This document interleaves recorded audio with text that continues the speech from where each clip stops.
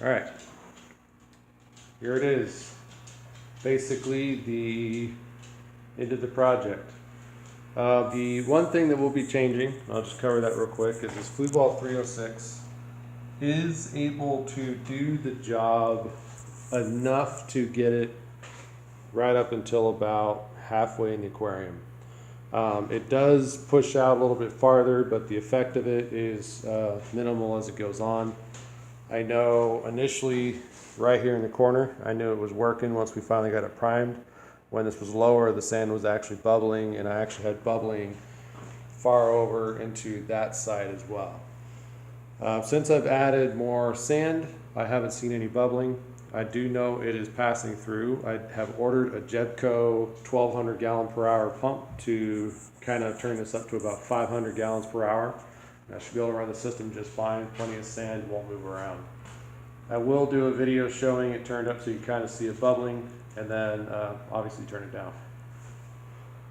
So pretty much all I have up here for the agitation is my spray bar.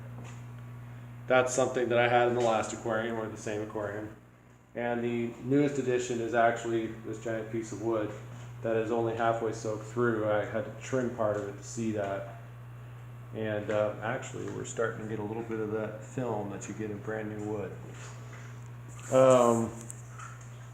Things I've noticed about the system is the outlets are actually working very well. I actually lost a Marisma ball in there. It was pulling in sand that was free floating, and it cleared the tank 3 times over. As I added sand, it went inside of an hour, give or take, and that's just with coarse sponges. Benefit of Fluval 306 is it has a first coarse chamber, and heavier particulates will just drop to the bottom of the chamber.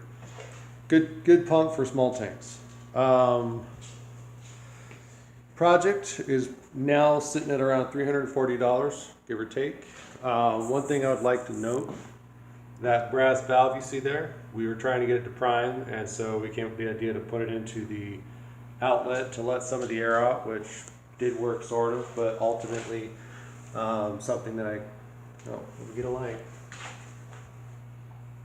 Ultimately, we ended up just undoing the left one, no, the right one, the outlet, and that basically insta-primed the pump as we turned it on temporarily. So, future note, if you run into an issue where you get a gigantic air bubble in both areas, just undo one of your unions into a bucket, and you will prime your pump instantly, easily, because it has basically no resistance at that point. So don't do what I did and get an unnecessary $8 valve that I now can't return and or pull out until I put a plug in there. If there's any questions, I'm going to have this particular video as its own thing so we can kind of get the questions in the same spot. I will do an update video once the Jebco pump is on there and we can see what that looks like. Otherwise,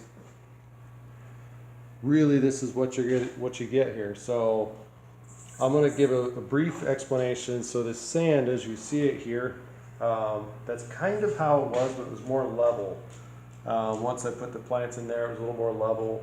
And over the course of 2 days of the 306 running the under gravel system, somehow the sand actually was kind of moving around on its own.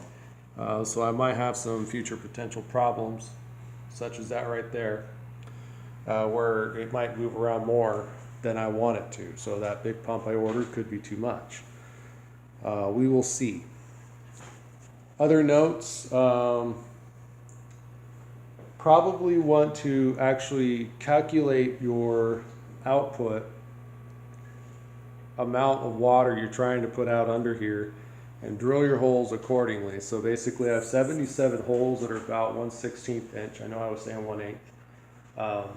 That brass valve is 1/8, and clearly that's not how big I drilled my holes. So they're actually quite a bit smaller than what I stated.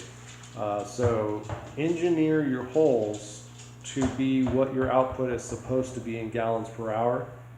That's going to be the best way you're going to optimize your system underneath. And I would definitely suggest going into a dual bank system. if I didn't have this divider here, I would have actually had one pipe with a T, and then I would have basically wrapped it around and then had the outlet in the middle, the same as it is now. Well, I hope everybody is excited somewhat about this project. I have my bitter feelings in the process. It went way over budget. It took a lot of work. I am excited to see over the course of a year how everything thrives differently compared to the last aquarium, and probably we'll have some updates over time. Thank you, ladies and gentlemen. Enjoy the video. Have a good day.